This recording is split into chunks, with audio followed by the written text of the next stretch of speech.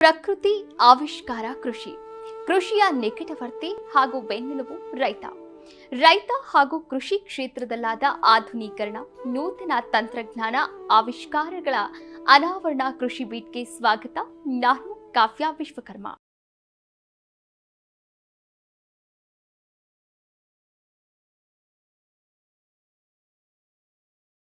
ಸಾಮಾನ್ಯವಾಗಿ ಸೀಮೆ ಬದನೆ ಬೆಳೆಯೋ ರೈತರ ಸಂಖ್ಯೆ ತುಂಬಾನೇ ಕಡಿಮೆ.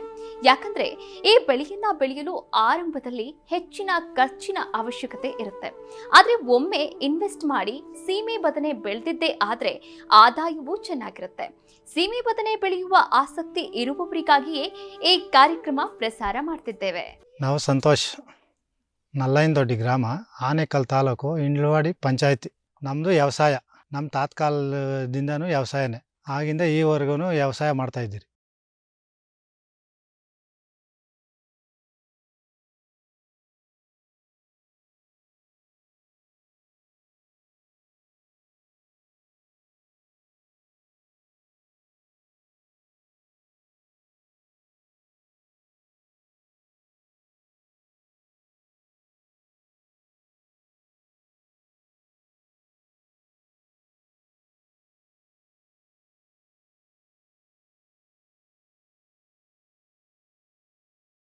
ನಮ್ಮ ತೋಟದಲ್ಲಿ ರೋಸ್ ಐತೆ, ಶಾಮಂತಿನೂ ಐತೆ, ಕೋಸು ಐತೆ, ಚಪ್ರಕಾಯಿ ಇದೆ. ಫಲವತ್ತತೆ ಮಾಡಬೇಕಂದ್ರೆ ಫಸ್ಟು ಮುಂಗಾರು ಮಳೆಯಲ್ಲಿ ಭೂಮಿನ ಉಳುಮೆ ಮಾಡಬೇಕು.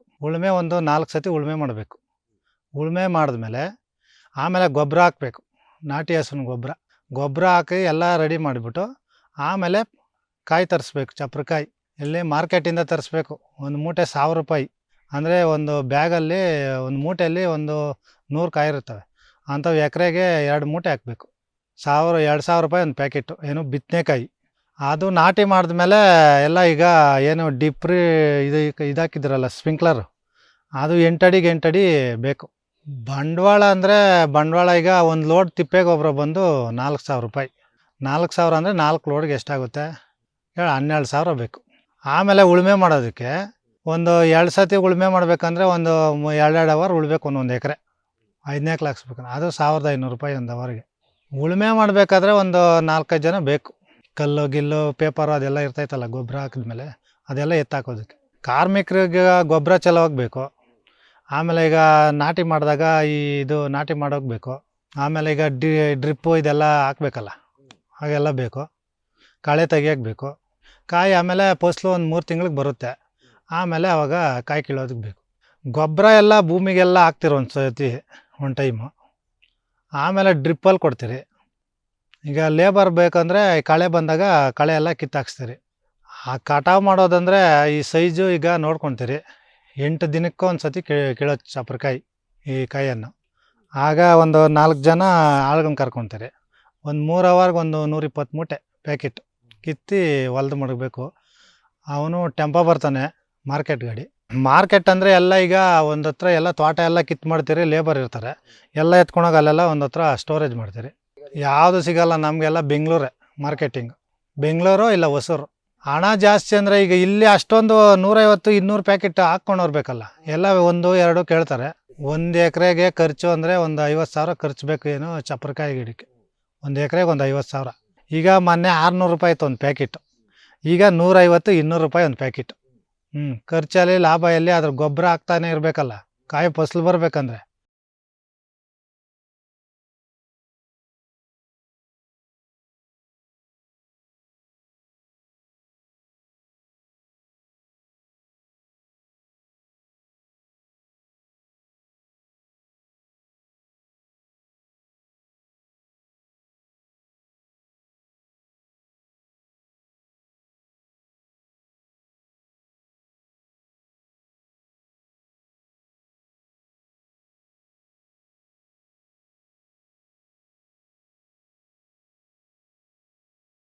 ಈಗ ಆದಾಯ ಅಂದರೆ ನಾವು ರೇಟ್ ಇದ್ದರೆ ಆದಾಯ, ಇಲ್ಲ ಅಂದರೆ ಆದಾಯ ಇಲ್ಲ.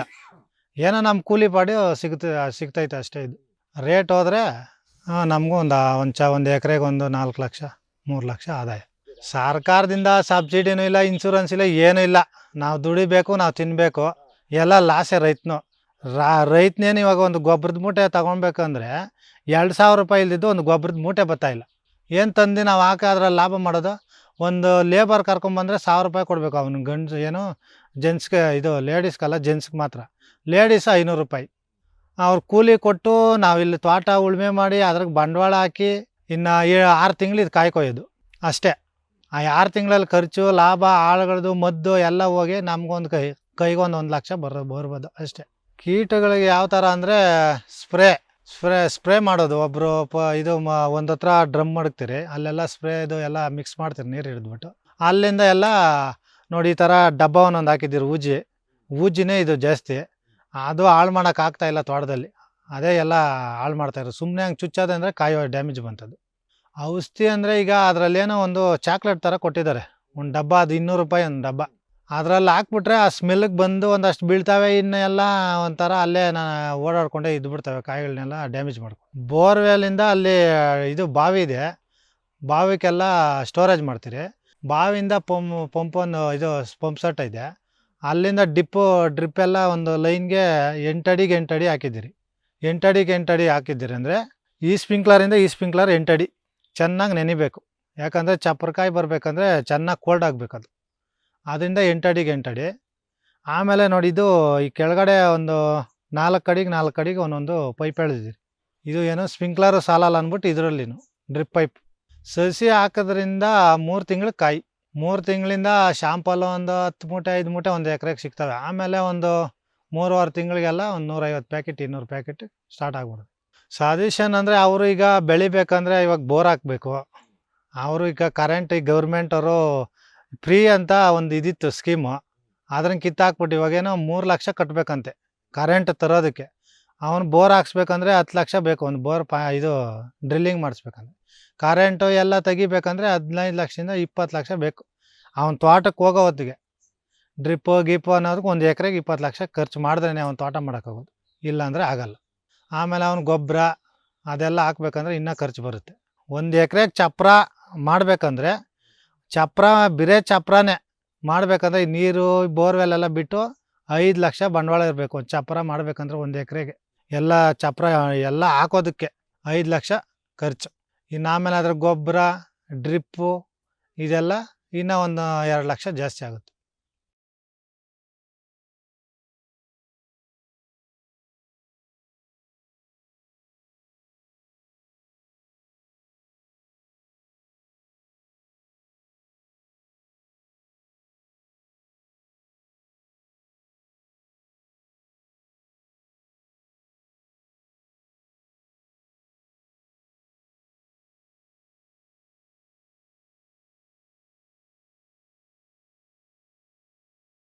ವರ್ಷಕ್ಕೆ ಈಗ ಆದಾಯ ಅಂದರೆ ನಮ್ಗೆ ರೇಟ್ ಹೋಗೋದ್ರಲ್ಲ ಡಿಫ್ರೆನ್ಸು. ಈಗ ರೇಟ್ ಇದ್ದರೆ ಏನೋ 1 ಎಕರೆಗೆ 1-2 ಲಕ್ಷ ಆದಾಯ ಬರ್ಬೋದು. ರೇಟೇ ಇಲ್ಲ ಅಂದರೆ ಆದಾಯ ಅಲ್ಲಿ ನಾವು ಹಾಕಿರೋ ಬಂಡವಾಳನೇ ಬರಲ್ಲ. ಇದರಲ್ಲಿ ಈ ಥರ ಈ ಪೊಸಿಷನಲ್ಲಿ ಗೊಬ್ಬರದ್ದು 2,000, ವಾರಕ್ಕೆ 1-2 ಮೂಟೆ ಗೊಬ್ಬರ ಹಾಕಿದ್ರೇ ಫಸಲು ಚೆನ್ನಾಗಿ ಬರೋದು. ನಾವೆಷ್ಟೇ ತಿಪ್ಪೆ ಗೊಬ್ಬರ ಹಾಕಲಿ, ಈ ಗೊಬ್ಬರ ಹಾಕಿ ಏನು ಗೊಬ್ಬರ ಹಾಕಿದ್ರೂ ಗೌರ್ಮೆಂಟ್ ಗೊಬ್ಬರ ಸ್ವಲ್ಪ ಹಾಕಲೇಬೇಕು. ಅದ್ರ ಥರನ ಅಂತ ಹೋದರೆ ಅದು 2,000 ರೂಪಾಯಿ ಕಮ್ಮಿ ಯಾವುದು ಒಂದು ಚೀಲನೂ ಇಲ್ಲ. ಎಲ್ಲ 2,000 ರೂಪಾಯಿ. ಅದೇನು ಸಬ್ಸಿಡಿ ಕೊಡ್ತಾರಂದರೆ ಸಬ್ಸಿಡಿನೂ ಕೊಡಲ್ಲ, ಯಾವುದೂ ಇಲ್ಲ. ಸುಮ್ಮನೆ ರೈತನ ಮೇಲೆ ತಂದು ತಲೆ ಮೇಲೆ ಹಾಕ್ತಾವ್ರೆ ಅಷ್ಟೇ.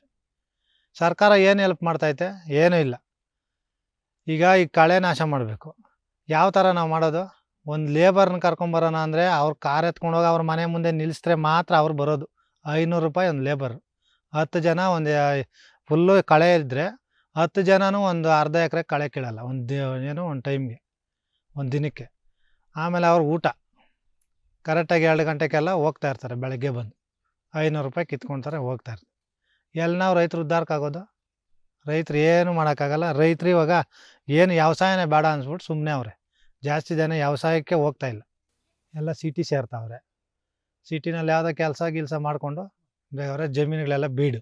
ಇನ್ನೆಲ್ಲ ರೇಟ್ಗಳೆಲ್ಲ ಜಾಸ್ತಿ ಆಗ್ತವೆ. ಏನು ತಿನ್ನೋ ಪದಾರ್ಥ ರೇಟ್ ಜಾಸ್ತಿ, ರೈತರು ಬೆಳೆಯೋದೆಲ್ಲ ಕಮ್ಮಿ. ಎಲ್ಲಿ ರೈತನ ಉದ್ಧಾರಕ್ಕೆ ಆಗ್ಮಾಡೋದು? ರೈತನ ಉದ್ಧಾರಕ್ಕೆ ಆಗ್ತಾಯಿಲ್ಲ. ಸೀಸನ್ ಅಂದರೆ ಹಬ್ಬ ಇದು ಸೀಸನ್ ಇಲ್ಲ. ಸ್ವಲ್ಪ ಬಿಸಿಲು, ಓವರ್ ಬಿಸಿಲಿದ್ದಾಗ ಕಾಯಿ ಚೆನ್ನಾಗಿ ಎಳೆಯುತ್ತೆ, ಮಾರ್ಕೆಟಲ್ಲಿ ಡಿಮ್ಯಾಂಡ್ ಇರುತ್ತೆ. ಕೋಲ್ಡು ಜಾಸ್ತಿ ಆತಾ ಕಾಯಿ ರೇಟ್ ಡೌನ್ ಆಗುತ್ತೆ. ಆಮೇಲೆ ಮಾರ್ಕೆಟ್ಗೆ ರೈತರು ಏನು ಮಾಡ್ತಾರೆ, ರೇಟ್ ಜಾಸ್ತಿ ಆಗ್ಬಿಟ್ಟದಂದ್ರೆ ಏನು ಇರೋ ಆನೆಕಲ್ಲಾಗಿರೋ ಗೊಬ್ಬರದ ಮೂಟೆ ಎಲ್ಲ ತಂದು ತೋಟದಾಗೆ ಸುರಿದು ಬಿಡ್ತಾರೆ. ಆಗ ಫುಲ್ಲು ತೋಟಗಳಾಗೆಲ್ಲ ಕಾಯಿ ಜಾಸ್ತಿ ಆಗ್ಬಿಡ್ತು. ಅವಾಗೆಲ್ಲ ಲೋಡೆಲ್ಲ ಹೋಗಿ ಏನಾಗ್ತದೆ ಮಾರ್ಕೆಟಲ್ಲಿ ಒಂದೇ ಸತಿ ಹಾಕ್ತಾರೆ. ಆಗೇನಾಯಿತು, 10 ಮೂಟೆ ಹೋಗಿದ್ದಾವೆಲ್ಲ 1000 ಮೂಟೆ ಹೋಯ್ತಲ್ಲಿ. ಏನಪ್ಪ ಕಾಯಿಗಳೆಲ್ಲ ರೇಟ್ ಜಾಸ್ತಿ ಆಯಿತು, ಇದು ಕಾಯೆಲ್ಲ ಜಾಸ್ತಿ ಆಗೈತೆ, ಕೇಳೋನೇ ಇಲ್ಲ, ಬಜಾರ್ ಸ್ವಲ್ಪ ಡೌನ್ ಮಾಡಿರಿ. ಡೌನ್ ಆಯ್ತಲ್ಲಿ. ಮೂಟೆ ಮೇಲೆ 1000 ರೂಪಾಯಿ ಇರೋ ಮೂಟೆ ಬಂದು 500ಕ್ಕೆ ನಿಂತ್ಕೊಂತೈತೆ. ಆಮೇಲೆ ಇನ್ನು ಹಂಗೆ ನೆಕ್ಸ್ಟು ಇನ್ನೊಂದು ತೋಟ ಹಂಗೆ ಹೊಸ ತೋಟ ಬಂತು. ಬರ್ತಾ 150 200 ರೂಪಾಯಿಗೆ ಇಳೀತು ತೋಟ. ಇನ್ನು ರೈತನ ಲಾಸ್ ಆಗೋದು ಯಾವಾಗ? ಆಗಲೇ ಲಾಸ್ ಆಗೋದು. ಆದ್ರೆ ಗೌರ್ಮೆಂಟವರು ಸಬ್ಸಿಡಿನೂ ಇಲ್ಲ, ಏನೂ ಕೊಡಲ್ಲ. ಅವನು ರೈತನ ಏನಾಗಲಿ, ರೈತರ ಕಷ್ಟ ಕೇಳೋನು ಒಬ್ಬನೂ ಇಲ್ಲ. ಸಿದ್ದರಾಮಯ್ಯ ಬಂದ್ಬಿಡ್ತಾನೆ, ಸಿದ್ದರಾಮಯ್ಯ ಬಂದು ದಬ್ಬಾಕ್ಬಿಡ್ತಾನೆ. ಏನು ದಬ್ಬಾಕ್ತರು? ಏನೂ ಮಾಡಿಲ್ಲ. ಫ್ರೀ ಗ್ಯಾರಂಟಿ ಕೊಟ್ಟವ್ರೆ. ಆ ಗ್ಯಾರಂಟಿಗೆ ಯಾವಾಗೋ ಅವ್ರಿಗೆ ಮನ್ಸು ಬಂದಾಗ, ಏನೋ ನಾಳೆ ಎಲೆಕ್ಷನ್ ಯಾವುದೋ ಇನ್ನು 15 ದಿನದಾಗ ಎಲೆಕ್ಷನ್ ಆಗಿದ್ದಾಗ ಹೆಂಗಸ್ರಿಗೆ 2,000 ಕಳಿಸ್ತಾರೆ. ಅವ್ರನ್ನ ಹಾಳು ಮಾಡ್ತಾರೆ ಅಷ್ಟೇ. ಹಾಳು ಮಾಡಿಬಿಟ್ಟು ಓಟ್ ಹಾಕ್ಸ್ಕೊಂಬಿಟ್ಟು ಅವ್ರ ಪಾಡ್ಗೆ ಅವ್ರ ನೆಮ್ಮದಿಯಾಗಿ ಅವರೇ ಸರ್ಕಾರ ನಡೆಸ್ಕೊಂಡು. ಕಮಿಷನ್ ಇಲ್ದಿದ್ದು ಅವನಿಗೆ ಮಂಡಿ ನಡೆಸ್ಬೇಕಲ್ಲ. ಅವನು ಮಾರ್ಕೆಟ್ಗೆ ಇಲ್ಲಿಂದ ಹೋಗ್ಬೇಕಂದ್ರೆ ಮೂಟೆಗೆ 50 ರೂಪಾಯಿ. ಇಲ್ಲಿಂದ ಹೋಗೋದಕ್ಕೆ 50 ರೂಪಾಯಿ. ಮೂಟೆ ಇಳಿಸೋನ್ಗೆ ಅಲ್ಲಿ 5 ರೂಪಾಯಿ ಒಂದು ಮೂಟೆ, ಒಂದು ಪ್ಯಾಕೆಟ್ಗೆ. ಆಯಿತಾ? ಅಲ್ಲಿ ಹಾಕ್ತಾನೆ. ಎಷ್ಟಾಯಿತು? 5 ರೂಪಾಯಿ, ಒಂದು 55 ಆಯಿತು. ಆಯಿತಾ? ಲೇಬರಲ್ಲಿ ಇಲ್ಲಿಂದ ಹೋಗಿ ಅಲ್ಲಿ ಲೇಬರ್ ಇಳಿಸಿ ಮಂಡಿನಲ್ಲಿ ಹಾಕೋದಕ್ಕೆ 55 ರೂಪಾಯಿ ಆಯಿತಾ? ಆಮೇಲೆ ಕುತ್ಕೊಂಡು ಅವನು ಮಂಡಿಯವ್ರು ಮಾರೋದಕ್ಕೆ ಕಮಿಷನ್ 110 ರೂಪಾಯಿ. ಇದೆಲ್ಲ ಹೋಗಿ ಗೊಬ್ಬರಗಳದು ಎಲ್ಲ ಹೋಗಿ ನಮಗೆ ಬಂದಿದ್ದೇ ನಮ್ಮದು ಇದು ಲಾಭ. ಇಲ್ಲ ಅಂದರೆ ಅದು ಇಲ್ಲ. ಅಲ್ಲಿ ಹಾಕಿದ್ದು ಬಂಡವಾಳ ಅಲ್ಲಿಗೆ ಸರೋಗ್ಬಿಡ್ತೈತೆ. ಲಾಭ ನೋಡೋಕ್ಕೆ ಆಗ್ತಾಯಿಲ್ಲ ಈಗ. ಆವಾಗ ಗೊಬ್ಬರ 600 700 800 ಇತ್ತು. ಏನೋ ಸ್ವಲ್ಪ ಹಾಕ್ಕೊಂಡೇನೋ ಬರೋದು. ಈಗ 2,000 ರೂಪಾಯಿ ಇಲ್ದಿದ್ದು ಗೊಬ್ಬರ ಮೂಟೆ ಒಂದು ಬರಲ್ಲ. ಅದು ಎಲ್ಲ ಗೊಬ್ಬರನೂ ಡೂಪ್ಲಿಕೇಟೆ. ಅದನ್ನು ಕೇಳೋ ಅಧಿಕಾರಿನೇ ಇಲ್ಲ.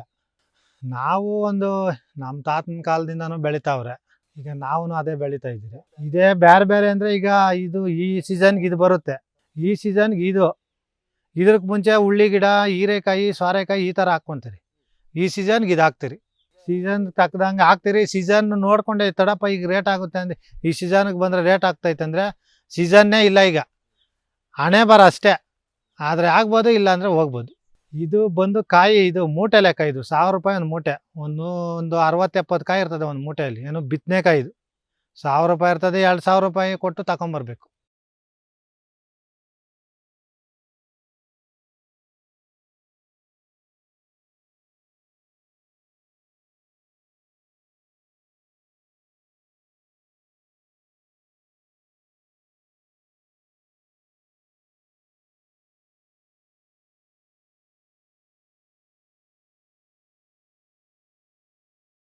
ಅದರ ನಿರ್ವಹಣೆ ಮಾಡುವುದು ಹೇಗೆ ಮತ್ತು ರೋಗಗಳ ನಿರ್ವಹಣೆ ಹೇಗೆ ಅನ್ನುವುದನ್ನ ನೋಡಿದ್ದಾಯ್ತು.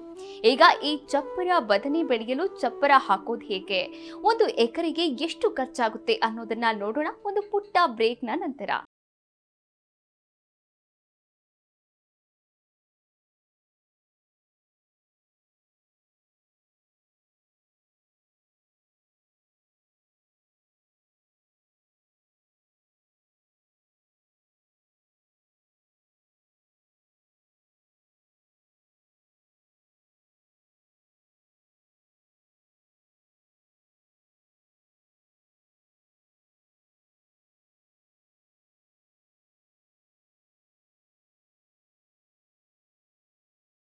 ನಾವು ಆಗ್ಲೇ ಹೇಳಿದ ಹಾಗೆ 1 ಎಕರೆಯಲ್ಲಿ ಚಪ್ಪರ ಬದನೆ ಬೆಳೆಯಲು ಆರಂಭದಲ್ಲಿ ಲಕ್ಷಾಂತರ ರೂಪಾಯಿ ಖರ್ಚಾಗುತ್ತೆ. ಈ ಎಲ್ಲಾ ಖರ್ಚು ಚಪ್ಪರ ಹಾಕುವುದಕ್ಕಾಗಿಯೇ ಬೇಕಾಗುತ್ತೆ. ಹಾಗಿದ್ರೆ 1 ಎಕರೆಗೆ ಚಪ್ಪರ ಹಾಕಲು ಆಗುವ ಖರ್ಚು ಎಷ್ಟು ಅನ್ನೋದನ್ನ ಇಲ್ಲಿ ನೋಡಿ. ಸರಿ, ಇವಾಗ ಚಪ್ಪರ ಬಗ್ಗೆ ಎಲ್ಲ ಮಾಹಿತಿ ಕೊಡ್ತೀನಿ. ಈಗ ಏನಂದರೆ ಫಸ್ಟು 9 ಅಡಿ ಕೂಚ ತರಿಸ್ಬೇಕು. 9 ಅಡಿ ಕೂಚ ತಂದರೆ 2 ಅಡಿ ಗುಂಡಿ ಹೊಡೆಸ್ಬೇಕು. 2 ಅಡಿ ಗುಂಡಿಯಲ್ಲಿ ಹಾಕ್ಬೇಕು ಕೂಚನ. ಆಮೇಲೆ 12 ಅಡಿಗೆ 12 ಅಡಿ ಒಂದು ಕೂಚ. 12 ಅಡಿಗೆ 12 ಅಡಿ ಸಾಲು 12 ಅಡಿ. ಈ ಕಡೆನೂ 12, ಈ ಕಡೆನೂ 12, ಒಂದು ಲೈನ್ ಮಾಡಬೇಕು. ಆಮೇಲೆ ಸುತ್ತೂ ಸಪೋರ್ಟ್ ಕೂಚ ಹಾಕಬೇಕು. 4 ಮೂಲೆಯಲ್ಲಿ ದಪ್ಪದು 5 ಅಡಿ, 1 ಅಡಿ ಕಲ್ಲು ಸೈಜು, ಅದು 12 ಅಡಿನೇ. ಆಲ್ ರೌಂಡು ನೋಡ್ರಿ, ಅದು 10 ಅಡಿ ಐತೆ ಒಂದೊಂದು ಕಲ್ಲು ಆ ಸೈಡು. ಸುತ್ತೂ ಕೊಟ್ಟಿದ್ದೀರಿ ಆಯಿತಾ. ಆಮೇಲೆ ಡ್ರಿಪ್ಪು ನೋಡಿ 8 ಅಡಿಗೆ 8 ಅಡಿ ಇದು ಸ್ಪ್ರಿಂಕ್ಲರ್ ಈ ಥರ ಹಾಕಿದ್ದೀರಿ. ಇದು ಇಲ್ಲಿಂದ ಇಲ್ಲಿಗೆ 8 ಅಡಿ.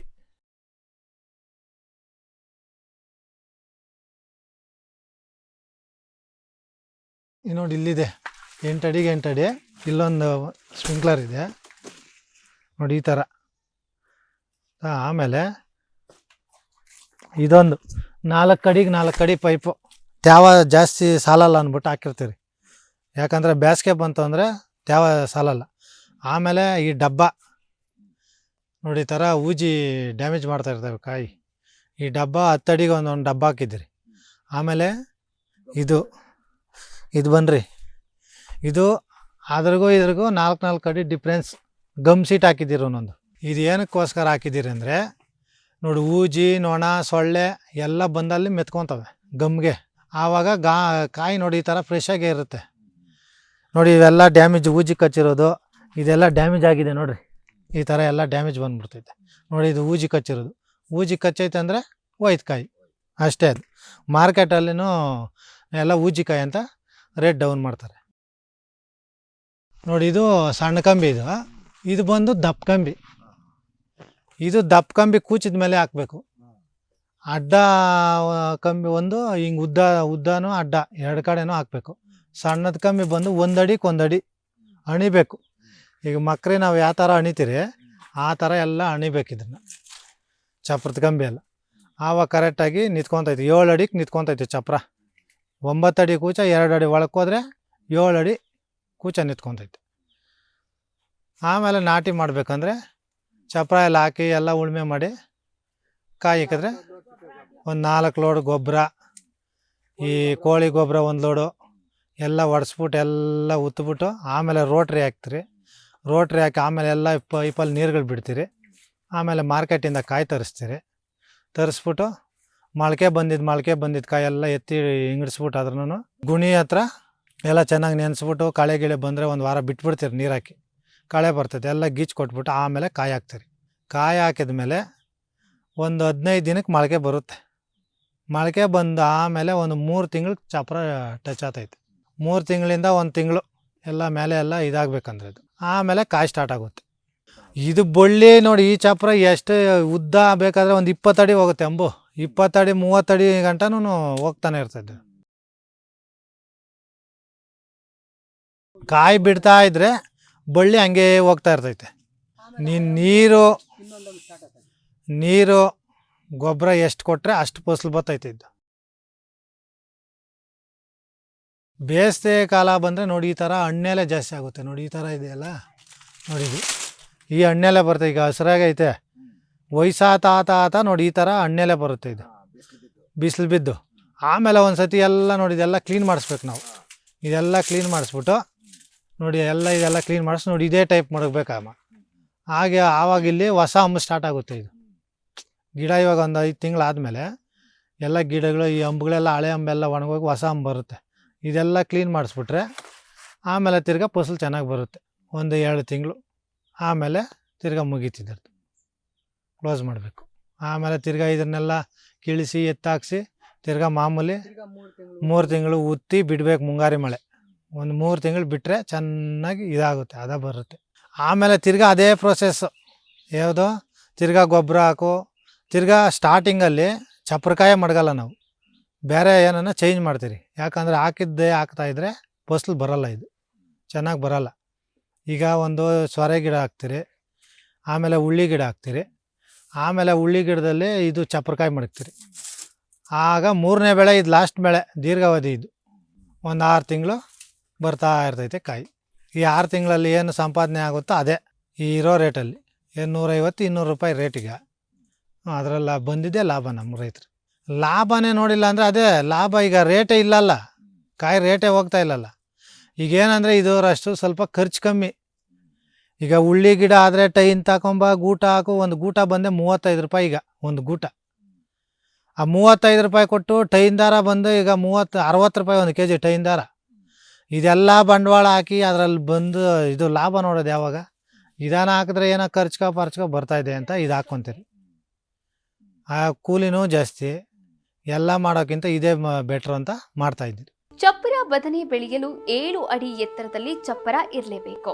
ಹಾಗೇನೆ ಒಂದು ಸಾಲಿನಿಂದ ಇನ್ನೊಂದು ಸಾಲಿಗೆ 12 ಅಡಿ ಅಂತರವನ್ನ ಇಡಬೇಕಾಗುತ್ತೆ. ಹೇಗಿದ್ರೆ ಮಾತ್ರ ಇಳುವರಿ ಚೆನ್ನಾಗಿ ಇರುತ್ತೆ ಅಂತ ಸಂತೋಷ್ ಹೇಳ್ತಾರೆ. ಈ ಕುರಿತು ಇನ್ನೊಂದಷ್ಟು ಮಾಹಿತಿ ತಿಳಿಯೋಣ ಒಂದು ಪುಟ್ಟ ಬ್ರೇಕ್ನ ನಂತರ.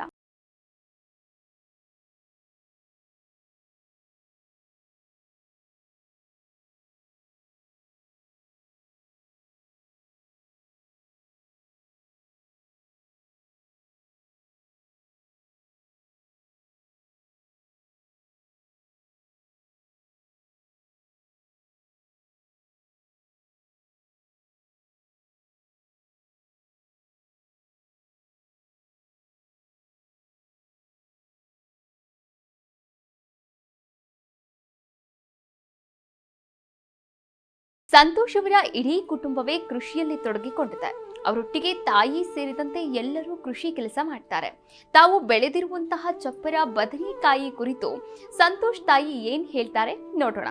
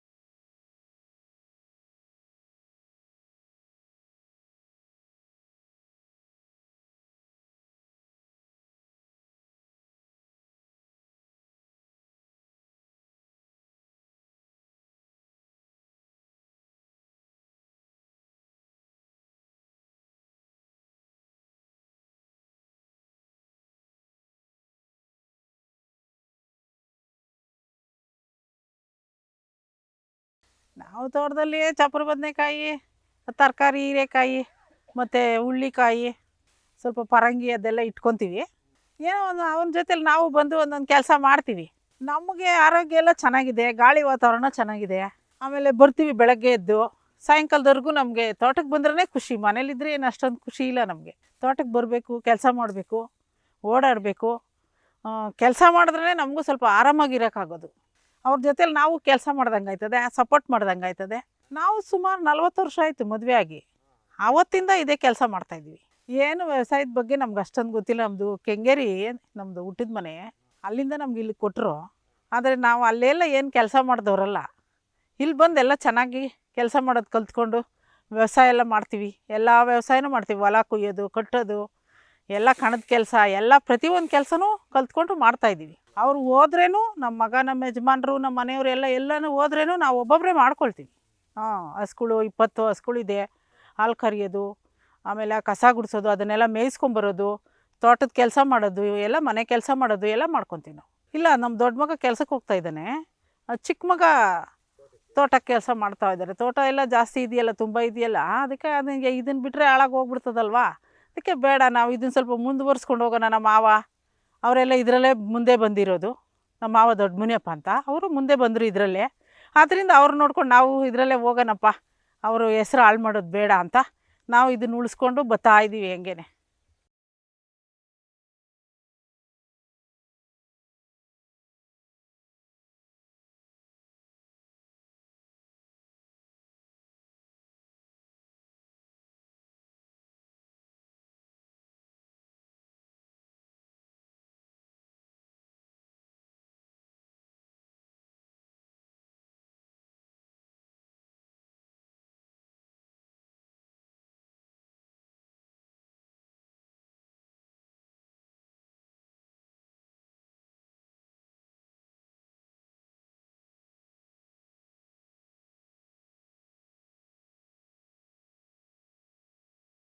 ಅಲ್ಲ, ತೋಟದ ಕೆಲಸದಲ್ಲಿ ಹೂವಿನ ಗಿಡ ಇಕ್ತೀರಿ, ಸಪ್ರ ಐತೆ, ಕೋಸು ಬೆಳೆ ಇಕ್ತೀರಿ, ಎಲ್ಲ ಕೆಲಸಗಳು ಮಾಡ್ತೀರಿ.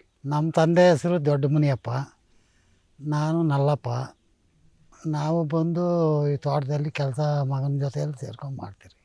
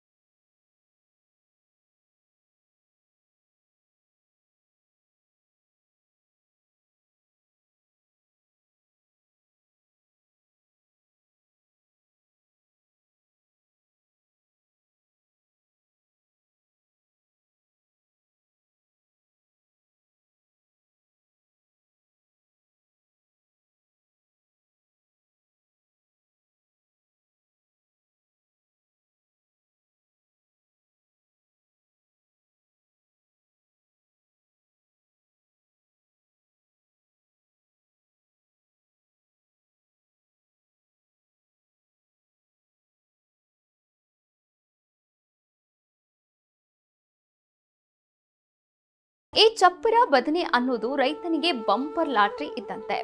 ಕೈ ಹಿಡಿದ್ರೆ ರೈತನ ಬದುಕು ಬಂಗಾರವಾಗುತ್ತೆ. ಆರಂಭದಲ್ಲಿ ಚಪ್ಪರ ಹಾಕಲು ಒಂದಷ್ಟು ಖರ್ಚು ಅನ್ನೋದು ಬಿಟ್ರೆ ಮುಂದೆ ಹೆಚ್ಚಿನ ಖರ್ಚು ಇರೋದಿಲ್ಲ. ಯಾರಾದ್ರೂ ಹೊಸದಾಗಿ ಈ ಬೆಳೆ ಬೆಳೆಯಬೇಕೆಂಬ ಆಸೆ ಇದ್ರೆ ಬೆಳಿಬಹುದು. ಇದಾಗಿತ್ತು ಇಂದಿನ ಕೃಷಿ ಬೀಟ್. ನೋಡ್ತಾ ಇರಿ ಕರ್ನಾಟಕ ನ್ಯೂಸ್ ಬೀಟ್. ನ್ಯಾಯ ನಮ್ಮೊಂದಿಗೆ, ನಾವು ನಿಮ್ಮೊಂದಿಗೆ.